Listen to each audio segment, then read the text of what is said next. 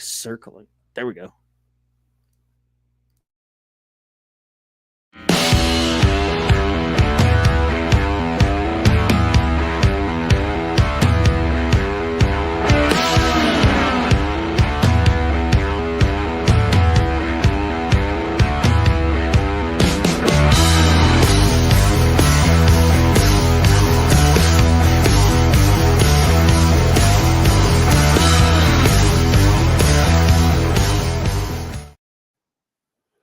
What up, what up, what up? Hello and welcome everyone to this 39th episode of the Backwards K Baseball Podcast. I am your host, Chris Asbrock, and I'm joined each episode by my co-host, Scott Kaiser. Scott, how you doing, buddy? I'm doing all right, Chris. I'm doing all right. The Braves are finally winning baseball games, and injuries are back. So things are as good as they have ever been. Off to a flying start, man. How about you, sir? How's it going? I can't complain. Holiday weekend, but I was battling, I got a head cold here, so this is fun. But yeah, other than that, life's great. Yeah. We are off and rolling. Guys, special show tonight. Had absolutely no idea how we're gonna navigate this. So I'm just gonna fly by the seat of our pants because that's what we do here at Backwards K. Oh yes. We're now a month in. We're now about a month into the season, and things are kind of starting to take shape, slowly but surely. Teams are starting to emerge. Injuries are starting to play a factor, and things are starting to take shape for the rest of the season. Some of the teams that we thought would be near the tops of the division come the end of the season are there, while other ones have started off a little bit slower. Chris and I usually inundate you guys with plenty of Reds and Braves, which we'll get to, and I've got plenty Braves issues to complain about this week as well. But let's start off with one of the other teams that has started out of the gates a little slowly, and that would be the Baltimore Orioles. Sitting at 9-12 to start off this week, just 4.5 games back in the AL East, and it's not as if anybody is ready to hit the panic button just yet when it comes to the Orioles. But the problem comes in the form of the fact that coming into this season, spent all of the offseason kind of doing nothing. They lost Corbin Burnes in the free agency. Everybody kind of expected that they would pick up a free agent along the way or somehow find an ace of staff through some means throughout the offseason. The team that looked like it was ready to take off. They have all the young talent in the world on the hitting side, and the rotation has been a work in progress, but without Corbin Burnes had a giant hole near the top of them. Well, the season, the offseason came and went. That hole never got filled, and now we're seeing the fruits of that non-labor in the form of Baltimore kind of struggling out of the gates. Again, not so much that it's the panic button if you're any team this early in the season. And it's only April, and there's a long way to go. But Chris, let's talk a little bit about the Orioles and why they are doing what they are doing. It is focused around basically the pitching. It certainly didn't help that the season started with one of their best hitters, if not the best hitter on the team, and Gunnar Henderson being on the IL, and he's been slow to come around since getting off the IL, where they maybe run scoring. Runs were a problem yesterday. We're recording on Monday, and if you know what happened yesterday, as Chris does very familiarly with the 24-2 drubbing that Baltimore took at the hands of the Orioles, a game that featured position players throwing the ball up there for the Orioles. But Chris, not exactly what Orioles fans had in mind coming into this season. Looked like the table was set. They had all the young position players ready to go, still have that glutton of youth down in the minors to back that up. But things haven't clicked here early, and there's rumblings in Baltimore, that the fans aren't quite thrilled with not only how the offseason went, but just in general how the front office has operated since, ownership had changed and it seemed like they're about to turn the page. Yeah, we've talked about it before. We were both kind of stunned that the Orioles didn't do anything this offseason. They subtracted, but didn't add at all. And like you had mentioned, they're 9-12, I think is what you had said. Yeah, 9-12, Mhm. 4.5 back. Wildly inconsistent. They start off the season, they split the series on the road at Toronto, and then, they've, in each one of their series, it's been, they lose 2 of 3, they win 2 of 3, then they go back to lose. It's just wildly inconsistent. And then you got the Reds coming into town, and then you lose. I think it was 8-3 the first game, and then you win.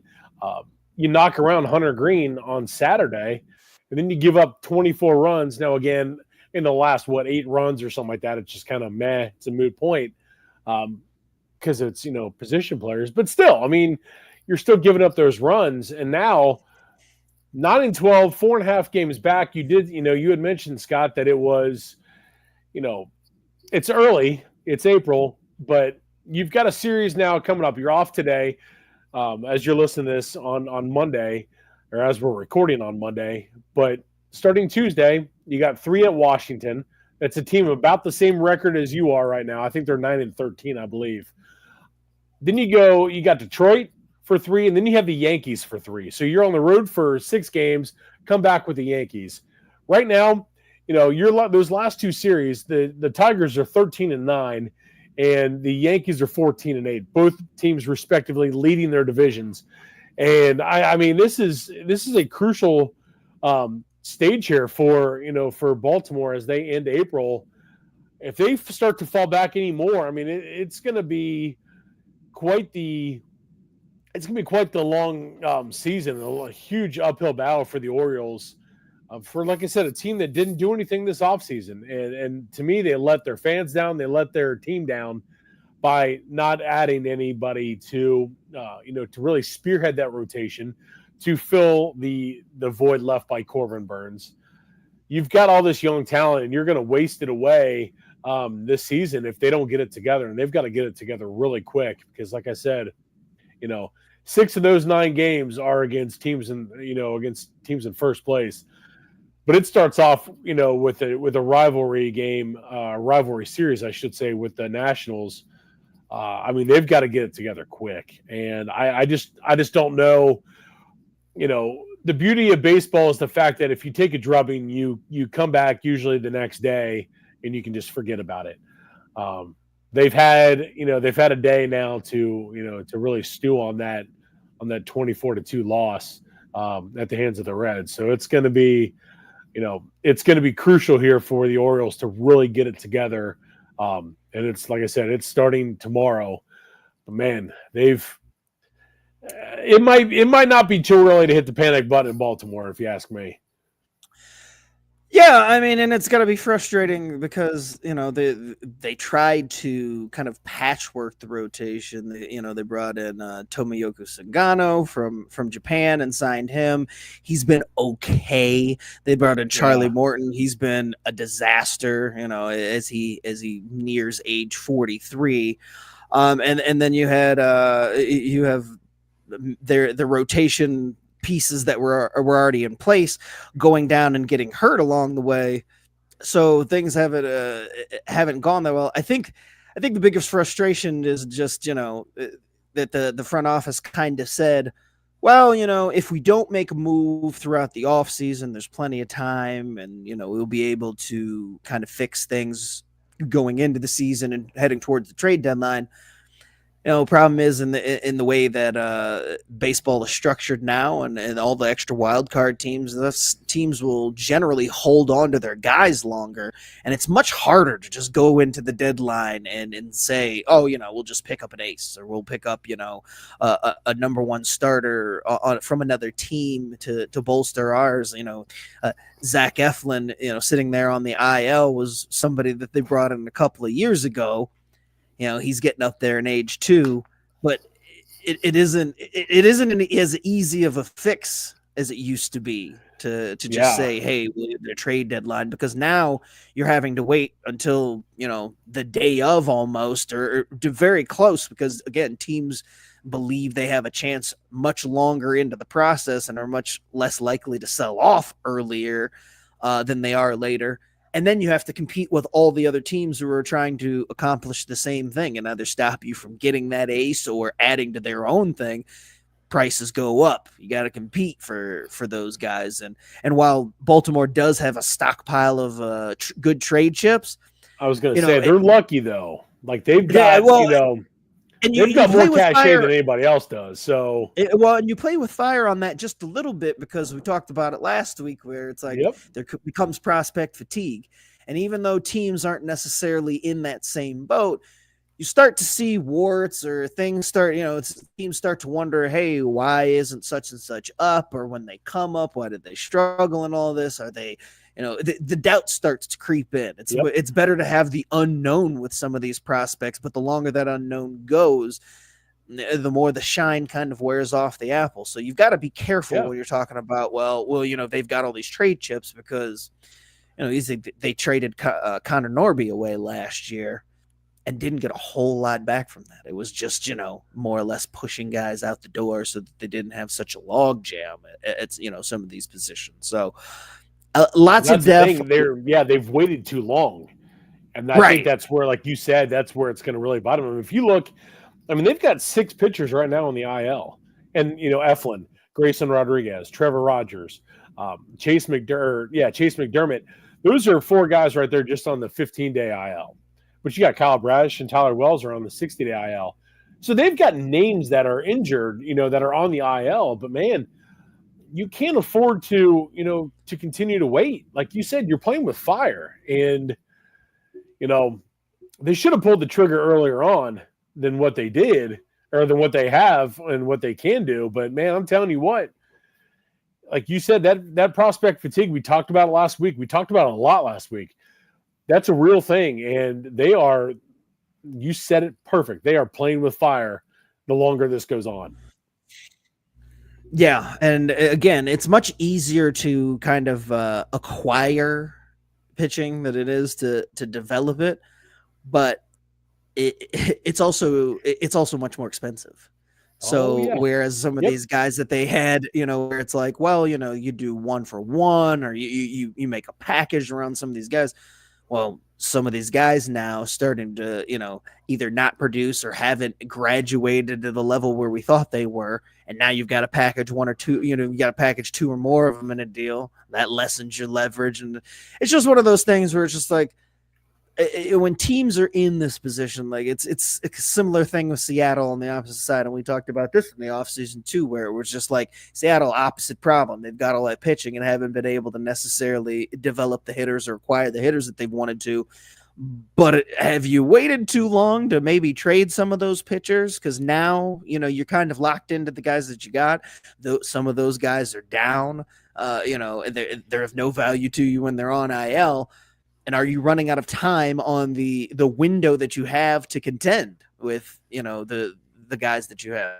It's not necessarily, but the question has to be asked. And if you're the Orioles, you don't want to make a similar mistake. So if I was the Orioles, again, there's no reason to panic. It's, it's only April. We're only a month in, so there's plenty of time. But I'd be lining up my ducks and making sure that I was the first one on the phone with any of these GMs who I even thought might be willing to give up a worthwhile pitcher to add to this rotation and take this team where it needs to go. Because as currently constructed, Grayson Rodriguez is getting a second opinion on his elbow. He might be done for the year. They kind of penciled him in as their de facto ace. Might not have his services. And then the rest of that, the rest of that rotation, you start looking at the names. Without Bradish, it's very middle of the road, and it's definitely not good enough to get the Orioles where they want to go, which is, World Championship. Like, at this point, the way it's constructed, it's not even good enough to get there, let alone win it. You're a lot. You're a lot calmer on this than I think what you should be. You're saying it's, still too early to panic. With the situation they're in, I think it is time for them. And I'm not one to panic early on because it is a long season, but you look at their situation in the AL East, which we said going into it was a nightmare of a division anyway. Yeah. Toronto's playing way better than what we expected them to. The Yankees are the Yankees. Boston's playing about where we thought they would be. But then you got to look at the other divisions. Detroit and Cleveland are, they've started off hot. You look at Texas is seemingly starting to take a hold now of the AL West. So there might not be any room for Baltimore when it comes to that playoff table, man. And it's like I said, they've got to get it fixed ASAP. And that's what I'm saying. It might not be too early to panic in Baltimore, man. It might be, you might have to really start hitting that button and then really start getting things, going, hopefully to the positive, because with the situation they're in with the injuries and everything like that, I'm not too, I'm not as light as you are on that part. I think it is, man. Well, I mean, it is. I guess it's because I've seen it, on the opposite side where Atlanta has the pieces, and you're just kind of waiting till all you can do is wait until they come back healthy and hope that in the meantime that the team plays well enough to just kind of hang in there. And I guess that's all you can do if you're a Baltimore fan is hope that this team can win enough and hang around like the rest of the division. And this weekend and going through these series with a Detroit and the Yankees will go a long way in letting the Orioles know where they stand.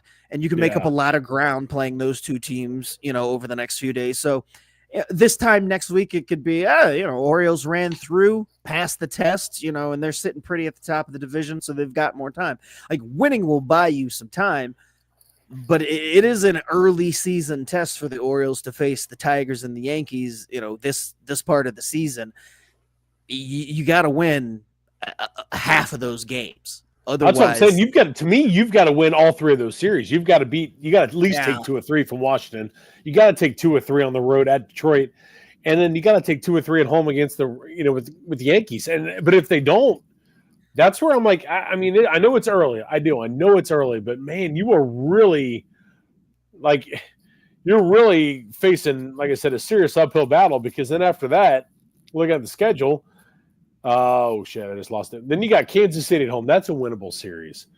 But then you're still, you've got another team that we expect to be in the playoffs. Like it's not an easy series. Yeah, not near. It's right now it's winnable, but that's a team that can. We're just waiting for them to go on a run. Minnesota and the Angels.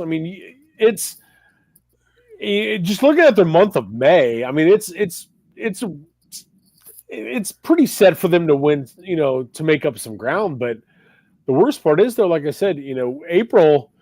You can get really kicked in the teeth early on, and then like I said, then you're really having to play catch up. And I just don't know if they're, with the situation they're in right now and where their team's at. I just don't know if they're able to pull that off.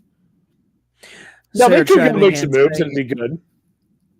Yeah, for sure. But Sarah's saying, wait, we're not supposed to just go straight into panic mode, and also asking, is there such a thing as not panicking? Which, of all people, for me to say no on that one, I think baseball might be the only thing where I show any type of patience, because panic mode is my default mode, like just everyday life. I tend to panic over the smallest things. So me suggesting that you exercise patience, and tells you everything you need to know. But yeah, to your point, I would be cautious if I was a fan of Baltimore, because things can snowball, and then the next thing you know, you're in a position where you're either having to fight a completely uphill battle for the second 2/3 of the season just to get back into it, or you're buried and things just kind of get away from you. Next thing you know, you're one of the teams selling off or trying to retool for the following year.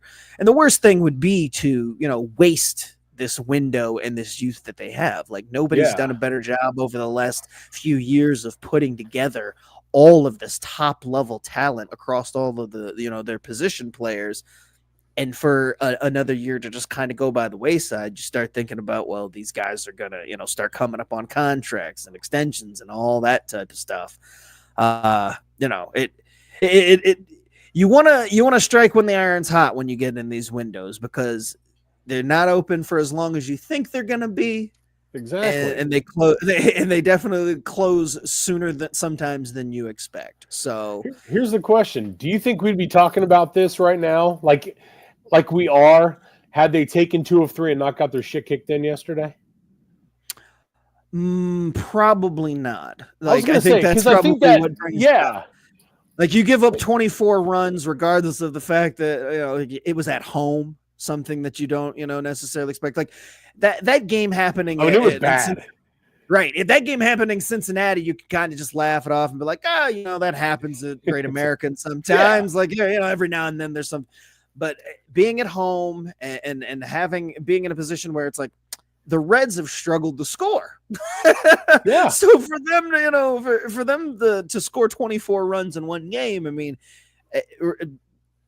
position players pitching be damned. That's not a good day for yours. It is definitely one of those games that kind of should wake everybody up in the clubhouse and wake everybody up, associated with the team. Just be like, all right, it's not time to panic, but maybe it's time to get things going. Maybe it's time to get on a little bit of a run here before we're, too far back. And again, in the division, because they don't have the luxury in the AL East. We talked about how we think that the AL East is going to have at least 3 teams come out of it for the playoffs. And you can quickly become one of the teams that doesn't if you fall too far behind. So that's my point. Yeah, I just think if they were in the AL West, for example, I wouldn't be as concerned. But yeah, for sure. Like I said, it's a gauntlet of the AL East, and then like I said, and just the teams you have coming up, man, it's tough. But that's baseball though. Baseball is baseball. It's the goofiest damn thing. The Reds put up 24, and right now they can't even score a damn run against the Marlins. So it's insane right now. That's exactly how that goes. That's baseball. And speaking of struggling, I mentioned the Braves off the top because, of course, I have to mention the team that I follow. And they won 3 in a row this weekend, the first time that they've, won back-to-back games from Friday into Saturday, and then sweeping the series first time this year. They got their leader of staff in Spencer Strider back last Tuesday up in Toronto after being out for the year from elbow surgery. Things are feeling good, feeling great. And then today, Strider was put back on the IL after he was throwing in the outfield and felt his hamstring tighten up on him. He'll be on the 15-day IL to nurse that. So even when things go right for Atlanta, it is very much the 1 step forward, 2 steps back type of thing this season. Now, I will say that they played much better this weekend against the Twins, and I guess the Twins are not playing the greatest of baseball right now, but as badly as the Braves had looked through the first couple of weeks, they were able to kind of pull themselves out of it and look presentable this past weekend. But Strider going back on the IL isn't going to help things, and it sucks that we're now talking about 2 weeks in a row again where last week it was Spencer Getty that suffered the injury while warming up, playing toss out in the outfield and getting hit by a line drive, breaking his thumb. And here Spencer Strider is going on the IL for, tweaking his hamstring on an off day while playing catch in the outfield. So I'm advocating that pitchers stay out of the outfield to do any type of tossing or any type of on-field activity that doesn't involve pitching in the short term, because it seems like there's some pretty bad luck going around when it comes to that type of stuff. I mean, I saw that and I was like, oh boy, you got to be kidding me.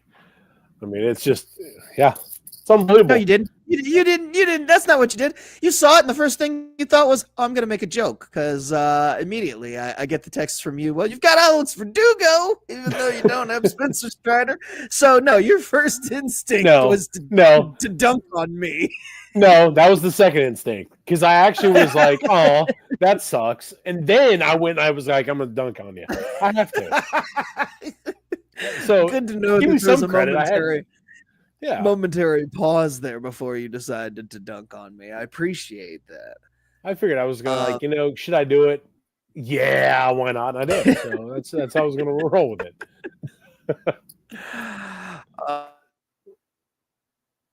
Let's talk about a bit about the Reds, though. They did score those 24 runs, and they've come to life a little bit over the last week. Looking much better than they did. Again, you end the month at 500. You're sitting pretty, but I think things are coming together for the Reds in a much better way than they were just a couple weeks ago.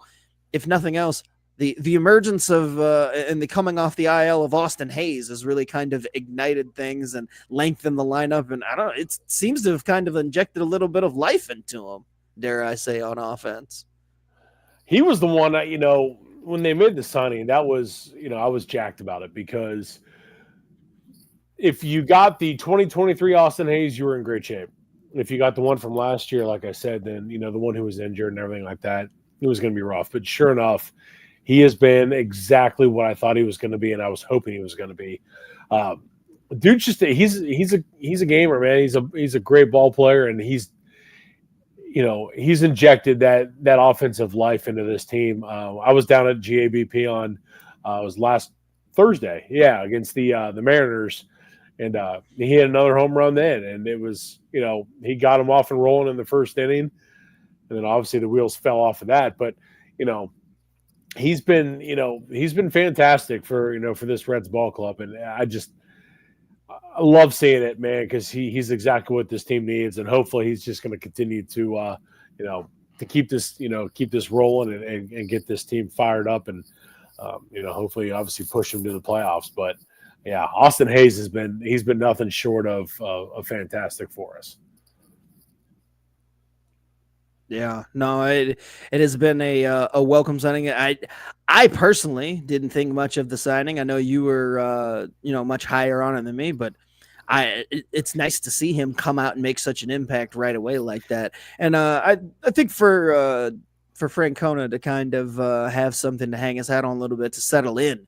It feels like things were moving kind of frenetically to start off his job as Reds manager, just, not being able to score out of the gates. And, then some nights it was like, oh, they're getting pitching, and then the pitching would get dubbed. And then, Hunter Green has been great, but other people. So it's nice to see them kind of stabilize a little bit here, and hopefully health-wise they can, stay that way, because nothing derails doing anything good like a good old-fashioned injury, let me tell you.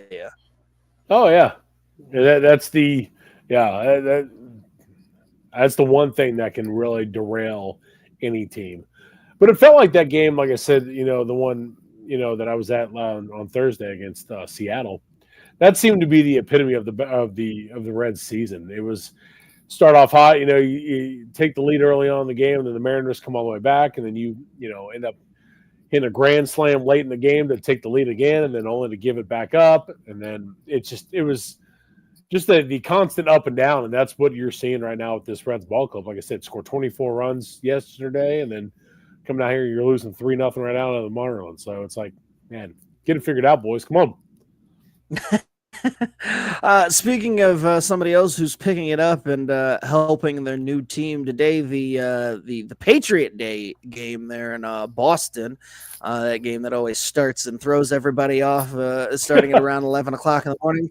But Walker Buehler struck out 9 today for the Red Sox. They beat the White Sox, and absolutely his best start as a Red Sox since signing there this offseason.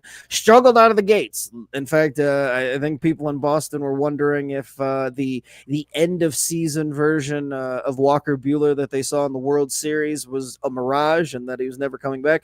I know I wondered myself, because Buehler looked very rough in the first couple of starts, but the last 3 starts, vintage Buehler, like I said, looked great today. Struck out 9, helped the Red Sox win. Been a big addition to that rotation. And the Red Sox, if they can get that rotation healthy, they're going to get Giolito back here shortly. Brian Bayo is about to come off the IL and get in that rotation.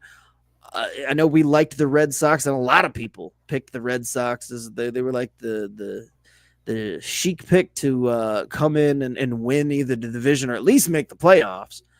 But Walker Buehler, very nice to see him doing well, pitching for Boston today. Yeah. And hopefully he's able to keep that up, because, again, guys getting hurt, especially the ones at the top of the game, it hurts the game in general.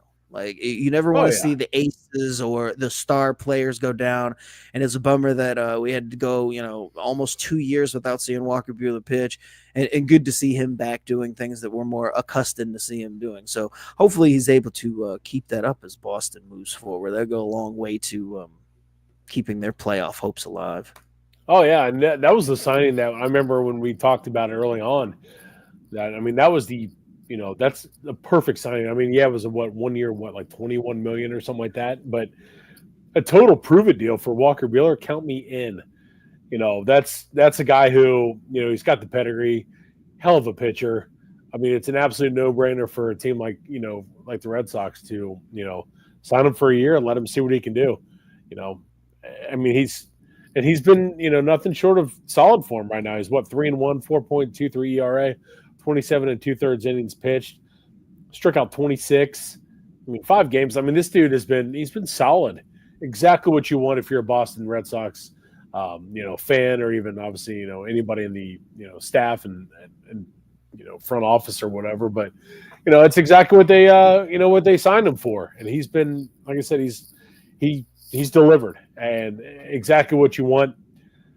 Total prove it deal, and it's as of right now 5 games into the season for him that he started. He's definitely delivered. So good on him, man. It's awesome. Yeah, and sticking with our Boston, it's like we mentioned those big 3 prospects that they had, and Christian Campbell making it up to the bigs to start the season, and he's played well. Another reason that Boston has done so well out of the gates and kind of kept pace with the rest of the division is that he's looked good. But he is not the only one. The newcomers continue to make an impact and get notoriety for things that they've done in the big and things that they're expected to do when they make the majors. Today was quite the call-up day, if you will, for lack of better terms, because there's multiple big name prospects that got called up to the big. None bigger than the ace prospect being Nick Kurtz. The first baseman who has been tearing up the minor leagues, was drafted number 4 overall in just last year's draft. This kid has only played 32 games as a professional, knocking the cover off the ball. A's have been trying to find a way to get him in the lineup for the last couple of weeks, and it was pretty much known that the minute we saw them start shifting things around to get a spot open for him, because he's only played first base and DH. So, there's not a whole lot of room and diversity with where they could put him. And they have Brent Rooker, who's been playing DH, and Tyler Soderstrom, who's come out of the gate super hot to start the season. But Rooker has been moved out to the outfield, and looks like that'll be his new home in the short term, while Nick Kurtz comes up. And I mean, the sky's the limit for this kid. Like I said, he's only played 32 games as a professional. I don't know nearly as much about him as I'm sure you do, because you follow much more closely all of the stuff with these guys coming up prior to them getting drafted. But who is Nick Kurtz, and why is there such excitement? I mean, outside of the fact that he's been killing the ball. He was one of the top hitters in the country last 3 years when he was at Wake Forest.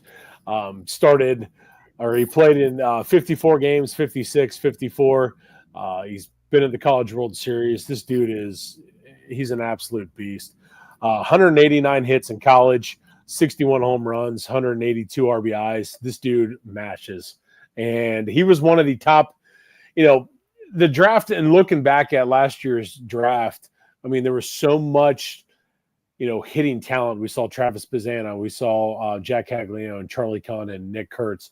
These guys were, if you were picking the top 5, 6, I'd say probably 7 picks or whatever, it was you weren't going to go wrong with anyone you picked. And the A's, I want to say, Kurtz, he dropped a little farther than what people had thought. I mean, people were thinking he could have been top 3, but as kind of things, played out, A's got themselves a good one, and this kid is, again, he just mashes. So, I mean, yeah, they've got themselves a solid ball player, and his time in the minors, like you said, only a handful of of professional, starts and everything like that, professional games. He's kind of harkened back to what he was at Wake Forest. And now if if the A's get anything remotely like that, we've got ourselves a star that we're going to be watching here over the next couple of years. So Nick Kurtz, telling you, he's one to keep an eye on. This dude can flat out hit, man. He's a hell of a ball player. Again, just check out his highlights at Wake Forest, man. This kid, he was a stud. So it's great to see him transition. I've said it before, and I'll continue to say it again. These college players, they are so much more pro ready now than what they were in years past, and that is proving to be the case because these kids, they're being called up, and it is literally they're not skipping a beat. And it's awesome to see. If you get a chance, like I said, follow the college game. You're seeing it more and more, and it's again, this is another year where you're seeing these guys, flourish in college, get drafted, flourish in the minors, and then boom, they're making an impact at the big league level. So Nick Kurtz is just hopefully he'll be another one that we're going to be watching and going, wow, yeah, because this he's solid. Yeah, always excited to see younger guys get called up, but especially for the A's who have to build through the draft and getting guys and signing them through those means rather than they're not players in free agency. They don't make splash. And you don't know how long these players are going to be around for the A's just because of the ownership group there and everything. So hopefully the A's fans will benefit from seeing him for at least, the next few years. Not to be outdone, Agustin Ramirez, one of the bigger pieces that went back to the Marlins in the trade that they made with the Yankees this past year.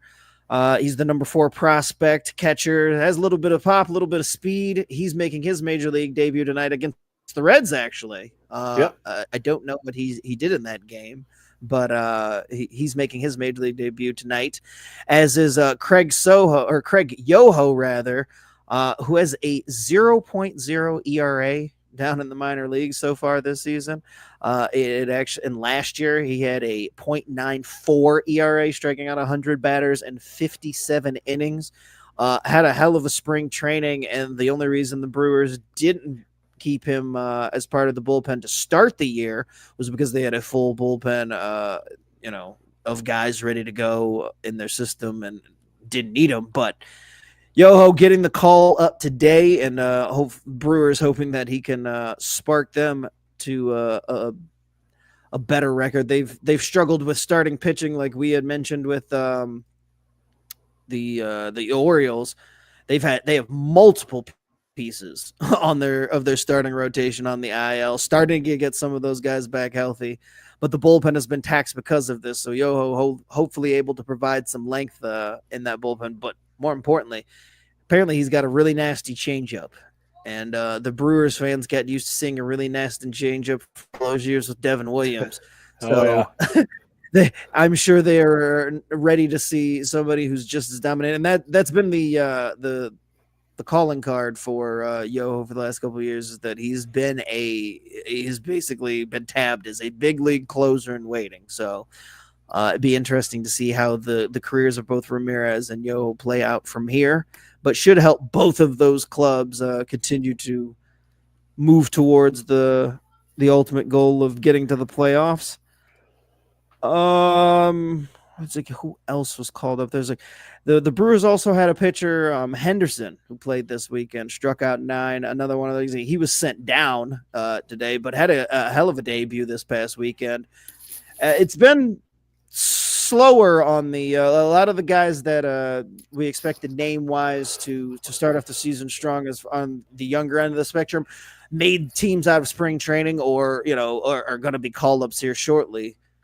But no lack of guys who have come up and had success, more or less right away. Like Chris mentioned, these guys come up and they're ready. Like, there isn't a whole lot of adjustment period. You see sometimes it takes a little while for some of the hitters to get going and they don't necessarily hit the ground running. But, month or two of seasoning, this time last year, Jackson Churio was struggling. And I think he struggled all the way till June.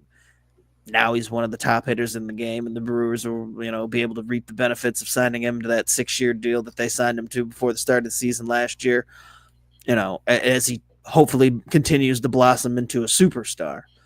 So that's the way that baseball is going, which is good for everybody. But I know there's some people that are cynical about it because it means these teams can spend less on these younger players, and that's really been some of the impetus for pushing some of these younger guys. Is the sooner they get these guys into roles where they can produce, especially when they have them on their before arbitration and they have them on cheaper deals, the easier it is to put together a team with spending the least money as possible, because you got these guys who are almost superstar level, making below the league minimum for the first couple of years, or if you're lucky enough to be like Churio, thought of as a generational talent, or one of the top guys, maybe you sign a deal right away. But for the most part, these guys come up and they've got to play 2, 3, 4 years before there's even a discussion of renegotiating any type of deal or extending and wiping out arbitration years. So that's the way the game goes now. And like I said, I'm not one of those cynical people. I think it's good for the game just in general to have more of the use. It's exciting. Like, people always want the shiny new toy, and you love your superstars and guys that have been around and established themselves with teams. But I'm not gonna lie, it's fun to have a hot prospect called up, and somebody who you expect to make a big contribution to your team. Yeah, it's the best part. Just the hype around it is awesome. And like I said, being able to see these guys, be much more MLB ready earlier, it's awesome. Again, like you said, you can see it, and it just adds a nice buzz to whichever team you root for. It doesn't even matter if it's for your team or not. Even getting the chance to see some of these other guys, get the call up and then getting to watch them. It's so fun to watch, because these guys, like I said, they're ready, they're early. I'm here for all of it, because it just adds so much more to the game. So much young talent. It's just, I can't have enough of it. It's great. And a couple of bummer news items to get to before we kind of wrap things up here. Did not know until today that one former top of the game youngster in the form of Triston McKenzie for the Cleveland Guardians was actually in the bullpen to start this year and had struggled there. He struggled the last few years, and I had forgotten until I was looking at something today shortly after he was DFA'd by Cleveland. And this is, Triston McKenzie was one that they thought, they were going to build this rotation around. I think it was 3 years ago now. He got some Cy Young votes back in the day. Looked like he was ready to take off.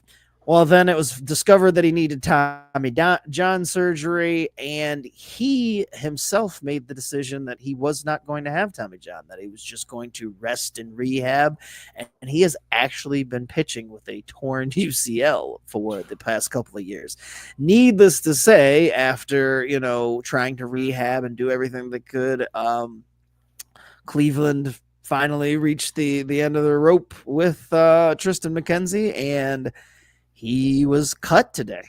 He was a first round draft pick in 2015. Like I said, he had started off his career and looked pretty promising, but this season he made the opening day roster, but through 4 appearances had an 11-run ERA, 7 walks, just 4 strikeouts and 5 innings, and no longer part of the Cleveland pitching staff.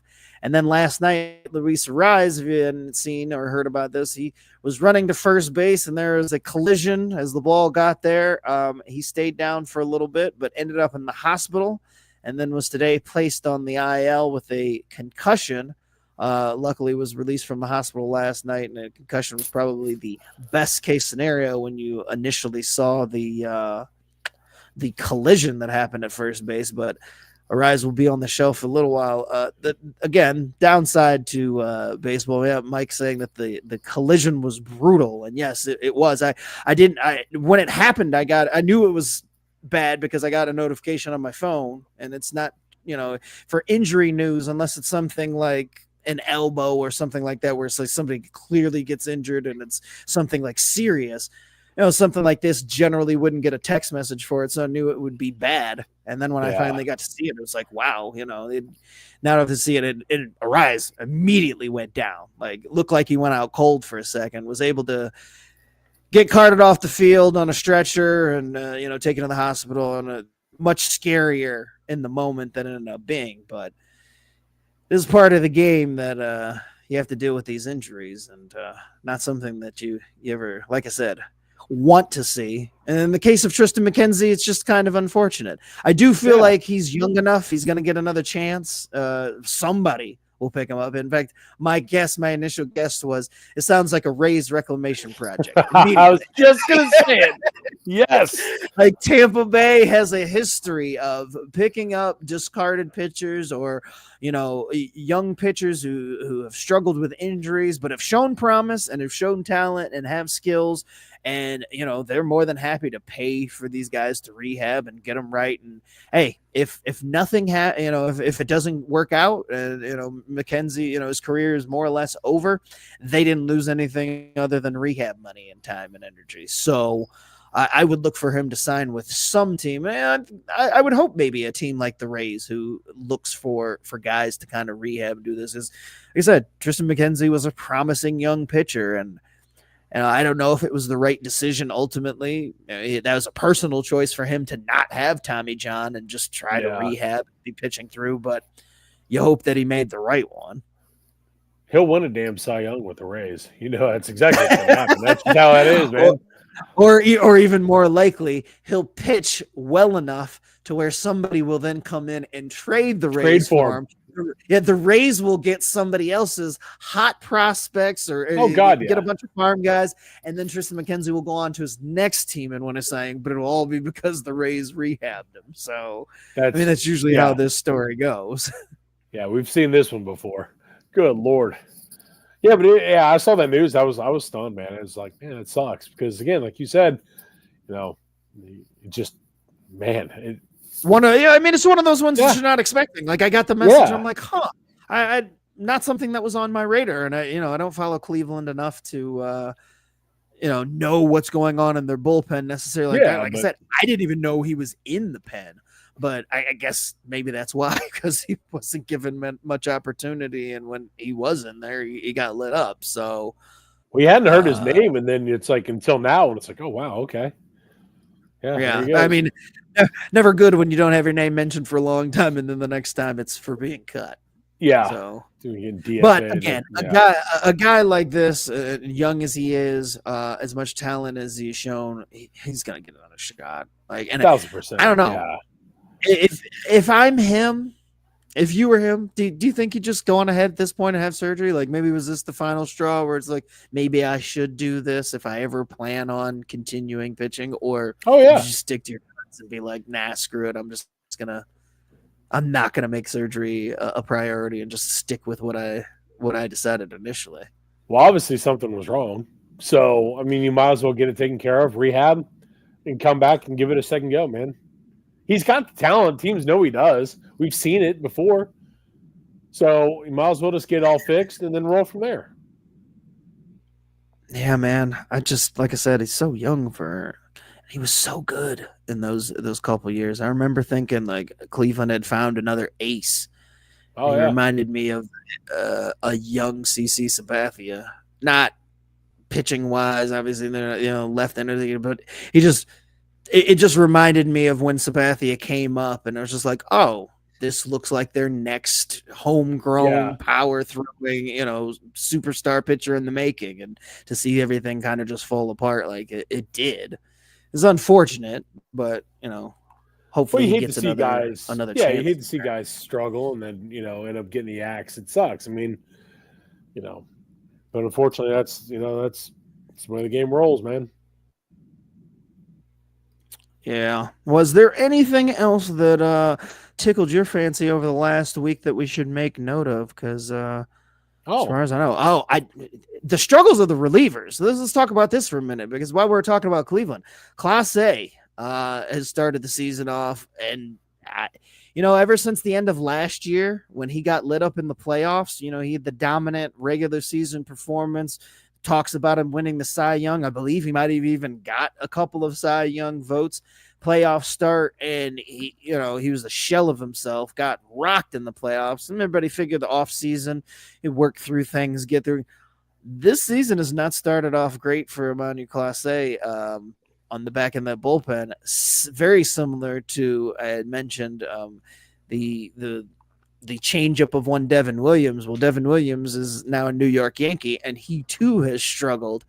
Not a whole lot to be gleaned from that, except for the fact that these are two all-star level closers who haven't struggled very much in their career, especially not early in the season. You're early in the season is usually when these closers and lockdown relievers are at their best, because they're just out there throwing gas and guys, timing's off and whatnot. Yeah. But odd to see to start the season the two of the better closers in the game struggling. But yet the team still found a way to win, because if you're the Yankees, you're still in first place somehow. So because what the hell? Why not? When you've got enough depth to just overcome any type of injury. So it must be nice. Jesus. Yeah, I mean, overall, it's been, it kind of seems it's like par for the course this year. We've seen, a lot of guys struggle out of the gate. Some bigger names than what we expected. Yeah. I mean, it's, each and every year you're going to get these surprises, and this is just another one of those. But, I mean, overall, it's, Mike pointing out that Clase is still throwing gas. It's just right at Jonathan India's face. Which did he hit Jonathan India? Right in the head. Yep. Did he? Oh, yeah. I missed that. Yeah, right up. Yeah, 99-mile-an-hour fastball right upside the dome. Yeah, I mean, for their part, both Cleveland and New York has mentioned that they've addressed the issue, and neither team is worried, nor should they be. Again, these guys have very long track record, but I mean, Class A did enter today's series against New York with a 7.84 ERA. Like, that's unsightly. Like, yikes. Yeah, that's crazy. I mean, considering last year, looking at it, it's like last year he finished the year allowing just 5 earned runs.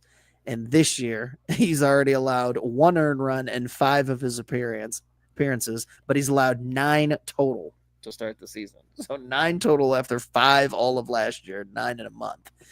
It's life of a closer, man. Like, sometimes, like, not only do these numbers rack up really quickly, but from year to year, for the most part, with the exception of a few guys in the Hall of Famers and the names that it's like relievers are very hard to predict from year to year. Oh yeah, like some years these guys just won't have it. I mean, Griffin Jacks for the Twins is another one. Lockdown middle reliever, setup guy for the Twins last year. Lights out. He's gotten tuned up this season. Like, every time he comes out, basically, he's giving up hits and walks and runs and everything. And again, you think that you assume that those things will stabilize, but you do have to be cautious when it comes to the relievers, because they have such a small amount of work that they get in throughout the year. These relievers and these closers only get up to 75 innings. It's somewhere between 75 and 90 innings on the highest of ends. So their margin for error is very small, and it doesn't take long for things to get really out of whack. I mean, remember last year or 2 years ago it was when Josh Hader struggled. Been known as lockdown reliever, and all those years with the Brewers, lights out, slam dunk closer. And then something just happens sometimes, and they just have these off years, and it can last the entire season for closers and relievers sometimes. Like, you hope that that's not the case with Class A. If it happens to be for Devin Williams and he struggles all year for New York, I'm not going to shed a tear. But, I assume that Devin Williams, too, will find his way back to being all-star relevant here shortly. But Those are the type of things you run into early in the season, like I said, with small sample sizes and only a month to play and guys still figuring out things in certain cases. You get a lot of oddities that can happen in the first month, but still a long way to go. Still a lot of things to stabilize. And like you so succinctly put it earlier, that's baseball. It's baseball. One thing that you had asked me if anything that had tickled my fancy, Chase Burns getting the call up to Double-A. He got promoted to Double-A, right? Yep. I did see that. He was 11 2/3 innings for Dayton and single A, 20 strikeouts, 5 walks, 3.09 ERA. Dude is I want to say I can't remember who it was. Was one of the national guys had said, there was talk that they thought Burns would be better than Paul Skeens overall. And that's wild because I was going to ask you which one, because I couldn't. I get them confused, but I also can't figure out which one the consensus is going to be better. Is Burns supposed to be better than Lauer, or is Lauer supposed to be ultimately better than Burns? I can't figure that out. It feels like to me Burns looks like he'll ultimately end up being the better one, but Lauer one name-wise that gets more of the recognition, it feels like. He does. Well, see, it's weird because both were, badasses in college. And, right, yes.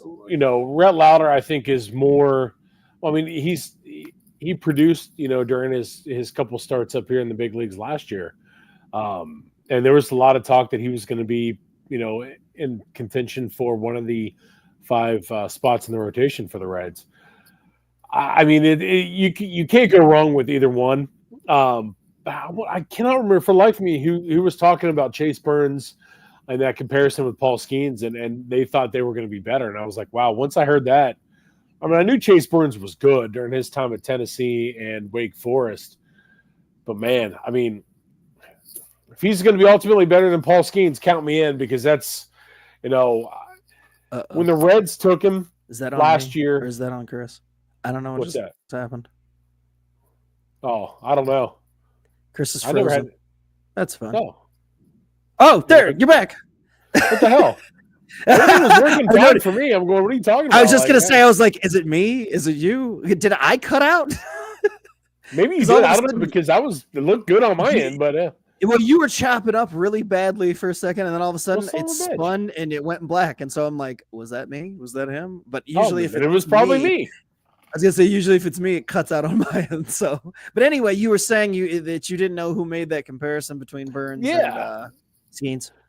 And now I was one that, I was not happy. Cool. Mike confirming that it's me needing to pay the internet bill. I can always count on Mike to make sure. I knew it. Yep. Thank you, Mike. Appreciate that. He's got me on that one. I appreciate it. So there we go. But when the Reds made that pick, I wasn't too happy about it. I'll be the first to admit it, because This is Lauer, or is Charco? No, Chase Burns. When they drafted Chase Burns last year, yeah. I like the Rhett Lauder pick. I thought he was, from what, like I said, one of the greatest college World Series games you'll ever see was Wake Forest LSU, Skeens versus Lauder. That game was absolutely incredible. So that's, I still say go back and watch that game. You will be highly entertained. But when the Reds, like I said, when they took Chase Burns last year at that number 2 pick, man, I wanted Jack Caglione. He's that, that two-way player. That's who I wanted. And I get why they took, Chase Burns, but the dude's continuing to shove it right down my throat. He's playing, just fantastic. And you know what? I'm glad I'm wrong. And I hope I'll continue to be wrong, because he's a hell of a pitcher. I just wanted somebody else. That's all. But, and then you hear that, the comparison. If he's going to be better than Skeens, like I said, sign me up all day, every day, because, what you're going to get. And we saw it in spring training. He was solid in spring training. And now here again, like I said, 11 2/3 innings for, high A Dayton, 20 Ks, 3.09 ERA. All right.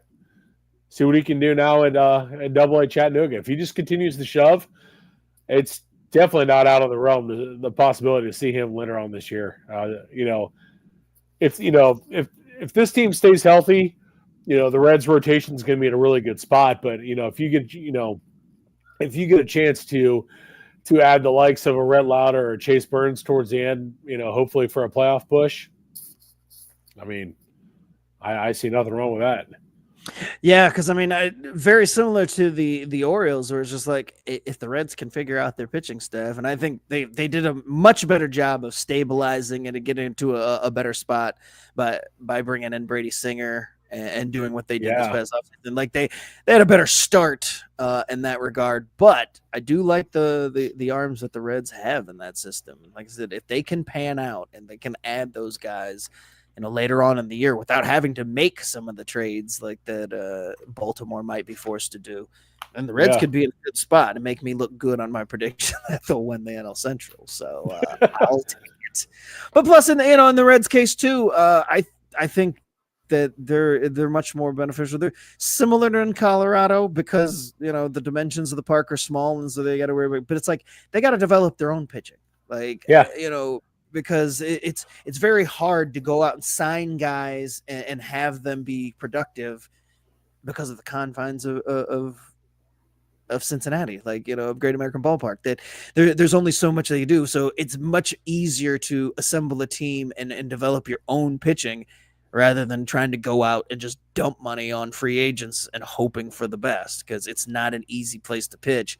And there's not a lot of guys cut out to do it. So if you can get those, especially a guy like, you're seeing it with Hunter Green, where it's like, if they can develop those strikeout guys, then you don't have to worry about the ball flying so far. Well, the crazy part is, in looking at the Reds' top 10 prospects, only 3 of their top 10 are pitchers. So that's a little worrisome, if you're looking to develop your own pitching. But again, these guys are, the rotation's filled with young pitchers anyway, so it's not like they're aging. And because Nick Martinez was the 1-year deal, okay, he's going to be gone next year, no big deal. Okay, so Burns and Lauder is going to be coming in, so okay, you've got that. I mean, they're in a really good spot, like I said, despite the fact that 3 of the top 10. But again, you're going to be seeing Chase Burns and Rhett Lauder here within the next year or two, like full time as a full. Yeah, I was gonna say be members of the rotation and be contributing, not looking over their shoulder to get sent back down. Presumably, exactly. Yeah. So those guys, and then even Chase Petty. You throw Chase Petty in there as well. That's another guy. I forgot about Petty. He feels like the forgotten man in that group. He does, and he's. I mean, did he get hurt or? I don't. I don't think he did. Let me look here. I got to go back now because did he just get overshadowed by the other two? Because I feel like he's been overshadowed.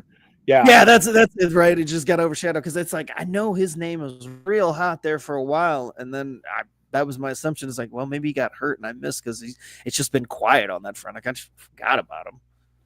Yeah, he was. Let's see, just in looking. Now he's in good shape. I'm just looking here. I mean, the crazy part is, there wasn't a Reds. The Reds got him in that Sonny Gray trade. That was bringing a piece back like that. I remember it was like, okay, anytime your team makes a trade, you always, there's prospects involved. You look to see, all right, who'd we get or whatever. And his name continued to be, bandied about as, a definite name to watch as one of the top players coming back. And right now he's sitting, I want to say he's 6th right now in the Reds organization behind Burns, Lauder, Sal Stewart, Cam Collier, Edwin Arroyo. So they've got a bunch of these guys they're knocking on the door to make it up, here to the big league. So definitely something to keep an eye on, because if the Reds can make a couple deals here. And that was one thing, real side note, Burns and Lauder were the 2 names that were consistently brought up in the talks for, what's the guy's name from the White Sox that we were Luis Robert. Luis Robert, yeah. Yeah. And they didn't budge. Oh, hell no. And I mean, those guys, I'm not budging on any of those 3. Like, those guys were off limits. And I'm not one that is to me, if you can trade a prospect to win a World Series, hot damn, you do it all day, every day. Right. But I think in this case where the Reds are, those guys are untouchable. I think with those three, not a chance in hell. And I think, I was happy when they stayed put on their stance with these guys and because could you imagine what Luis Robert would look like here right now? No, I was just gonna say, and I was very anti making that trade in general. I know you were kind of like trying to get in, but I'm like, I just don't like Luis Robert, and he has been horrendous to start this year. Just absolute dog water. So.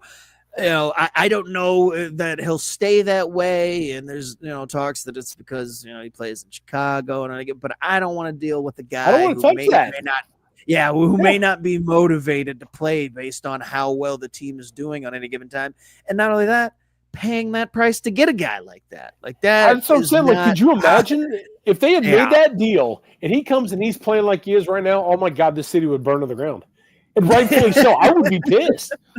Again, because I'm not one. I don't. I'm not one to hoard your prospects. But man, in this case, you do, because it's anybody else.